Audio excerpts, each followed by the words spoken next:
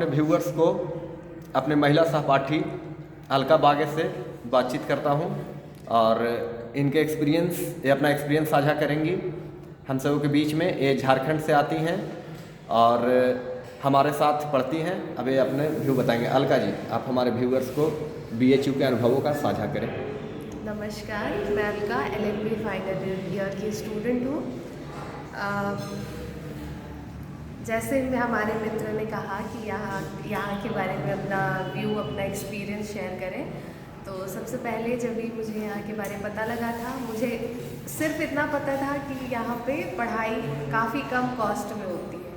तो मैंने सिर्फ इसी का रेफरेंस लिया और बाकी इसके बारे में मुझे कुछ भी पता नहीं था। तो शुरू में था, बहुतों ने बताया कि आप जाएं पहले, आपको फिर वहाँ पता लगेगा कितनी अच्छी यूनिवर्सिटी आप जा रही है। अलका जी, मैं आपसे यह पूछना चाहता हूँ कि आपने BHU के बारे में सर्वप्रथम कहाँ सुना और कैसे BHU को जाना? ऐसा था कि ग्रेजुएशन के फाइनल ईयर में जब मैं थी तो मैंने पहले से ही सोचा।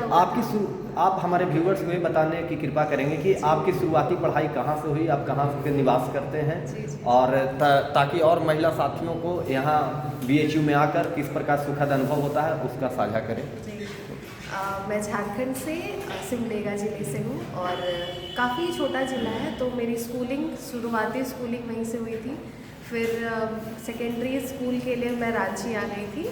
फिर रांची से ही मेरी ग्रेजुएशन भी कंप्लीट हुई है और उसके बाद मेरे फाइनल ईयर में एक प्रोफेसर थे जो यहीं के स्टूडेंट रह चुके हैं BHU के। तो उन्होंने मुझे बताया था कि अगर तुम्हें लॉ परस्यू करना है तो तुम BHU जा सकते हो, काफ़ी अच्छा स्कोप है। तो उन्होंने ही मुझे सारे शुरू से लेके आखिर तक के जितना गाइडेंस था उन्होंने ही मुझे दिया और उन्हीं के बदौलत फिर अभी मैं यहाँ हूँ। तो क्या आप ये बता सकते हैं कि जो भी आपने BHU के बारे में सुना था, जो अच्छे अनुभव BHU के बारे में आपने जाना था, क्या आप वो सारी चीज़ें यहाँ मिली या फिर कुछ कमी रह गई उन सबों में? पहली चीज़ तो मैंने कुछ सुना नहीं था। मुझे था कि मुझे पहली बारी मैं बाहर निकली हूँ तो मुझे खुद से एक्सपीरियंस करना है। तो BHU के बारे ज़्यादा मैं जानती नहीं थी। तो फिर यहाँ आकर यहाँ का एक्सपीरियंस बहुत अच्छा रहा है। आप हमें ये बताएं कि झारखंड के जिस प्रकार से आप बहुत छोटे से ज़िले से आती हैं और उड़ीसा के काफ़ी ट्राइबल एरिया से, पिछड़े इलाके से लोग नहीं आ पाते हैं, उनको BHU के बारे में नहीं पता होता है, तो वो किस प्रकार से BHU के बारे में पता करें? क्योंकि जैसा कि हम सभी जानते हैं कि BHU लोएस्ट प्राइस में बेस्ट एजुकेशन देने वाली संस्था है और शायद ही ऐसा एजुकेशन और भी भारत में कहीं दिया जाता होगा इतने कम पैसे में, और यहाँ का माहौल भी विदाउट डिस्क्रिमिनेशन है।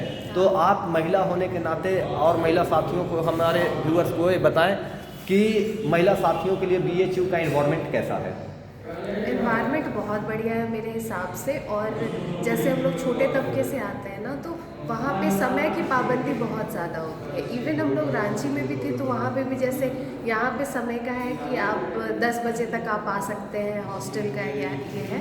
लेकिन रांची में है कि वहाँ 6 बजे तक घुस जाना था। तो जब फर्स्ट टाइम हमने सुना यहाँ पे कि लड़कियों के लिए 10 बजे तक है कि आप तब तक आ जा सकते हैं, तो हमने बोला यार ये तो बहुत अच्छी बात है, हमारे वहाँ देखो कि हमें ऐसा रहना पड़ता है। तो उसके लिए एक बहुत अच्छी अपॉर्चुनिटी। और दूसरी चीज़ की ऐसा नहीं है कि ग्रामीण तबकों में नहीं पता है इसके बारे में, BHU के बारे में। जैसे अभी मैं घर गई थी तो वहाँ पे भी बहुत थे जो एजुकेटेड है वहाँ पे।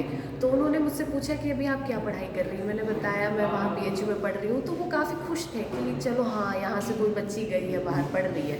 तो मसला ये हो जाता है कि हमें पता नहीं होता है पहली चीज़। इवन मुझे भी पता हो जानी चाहिए थी, लेकिन वो पता लगी कि जब कोई वहाँ से बाहर निकला। तो बस यही एक रीज़न है। और आप हमारे व्यूअर्स को ये बताना चाहेंगी कि आप अभी DALSA district legal service authority के अंडर में आपने ट्रेनिंग किया, तो वहाँ का अनुभव को आप साझा करें। जी, वो मैं बताना चाहूँगी। इंटर्नशिप मैं शुरू में सोच रही थी, पता नहीं मुझे करना चाहिए नहीं करना चाहिए, क्योंकि मुझे नॉलेज अभी फ़िलहाल ऑनलाइन के वजह से तो कुछ उतना हमें पता था नहीं, उतना किताबी ज्ञान भी हमें नहीं पता, हम लोग सिर्फ रट रहे थे। तो एक था ये दिमाग में कि पता नहीं जाना चाहिए नहीं जाना चाहिए। फिर था कि एक्सपीरियंस मिल जाएगा। वहाँ गए, दोस्तों से मिले और ऐसा था दूसरे यूनिवर्सिटी से बच्चे आए हुए थे, तो उनसे एक्सपीरियंस हमारी बटी। और जब प्रैक्टिकली हमने देखा तो वो काफ़ी ज़्यादा ही सीखने लायक था और काफ़ी रोचक भी था। तो शुरुआती दिनों में हमें था कि वो ख़त्म कैसे हो, लेकिन जैसे वो ख़त्म होने लगा हमें लग रहा था कि ख़त्म क्यों हो रहा है और ज़्यादा चले। जैसा कि हम अपने व्यूअर्स को बताना चाहेंगे कि अलका बागे जो हमसे अभी जुड़ी हुई हैं वो BHU के हॉस्टल में नहीं रहती हैं। BHU की फीमेल कैंडिडेट खासकर लॉ फैकल्टी के जो महिला साथी हैं वो त्रिवेणी हॉस्टल में रहती हैं, पर किसी कारणवश अलका जी बाहर रहती हैं। तो क्या आप हमारे व्यूअर्स को ये बताने की कोशिश करेंगी कि बाहर रहने और अंदर रहने में कितना अंतर महसूस आप करती हैं? अंतर ऐसा सिर्फ एक ही अंतर हो सकता है, यहाँ पे आप टाइम काफ़ी ज़्यादा सेव कर सकते हो, वरना रहने के लिए बाहर भी आपको वही सुविधाएं मिल जाएंगी, उसी पैसे पर अंदर भी वही सुविधाएं मिल जाएंगी, बस आपको एक सिक्योर टाइम मिल जाता है अंदर, एक पर्सनल टाइम आप इजीली उसको मैनेज कर सकते हो और उसमें एक डिसिप्लिन आ जाता है। अगर आप हॉस्टल के इस कैंपस के अंदर रहते हो तो बाहर रहते हो तो फिर अरे बहुत टाइम है, ये सोच कर हम लोग थोड़ा टाइम एक्सटेंड, मतलब हॉस्टल ना मिलने का मलाल भी नहीं है, ऐसा कहा जा सकता है, क्योंकि जिस कारण से हम यहाँ आए हैं, पढ़ने के लिए आए हैं, तो हम यहाँ चाहे अंदर रहें या बाहर रहें, हमारी बस एक ही ऑब्जेक्टिव है पढ़ने की, तो वो कहीं भी रहकर पढ़ सकते हैं। हाँ, हॉस्टल थोड़ा सा इकोनॉमिकल है, यहाँ कम पैसे में हॉस्टल में रहा जा सकता है, हॉस्टल में कम पैसे में ज़्यादा सुविधाएं हैं, कैंपस के अंदर हैं तो बहुत सारी सुविधाएं मिल जाती हैं, बसेस की फैसिलिटी वगैरह मिल जाती हैं हॉस्टल तक, तो ये है। और कुछ हमारे व्यूअर्स को आप बताना चाहेंगी किस संदर्भ में कि महिलाओं को लॉ फील्ड किस प्रकार से मदद करता है और लॉ फील्ड में महिलाओं को क्यों आना चाहिए? क्योंकि हम देख सकते हैं, हम अपने व्यूअर्स को बताना चाहेंगे कि BHU जैसे इंस्टीट्यूट में जो वेल रिनोन्ड इंस्टीट्यूशन है वहाँ महिलाओं की संख्या काफ़ी कम है। महिला का जो अनुपात होना चाहिए पुरुषों के तुलना में बहुत कम है, क्योंकि हम अपने कक्षा में भी देख सकते हैं कि 80 लड़के हैं तो 8 लड़कियाँ हैं। तो इस प्रकार से इस रेशियो को कैसे बढ़ाया जा सकता है?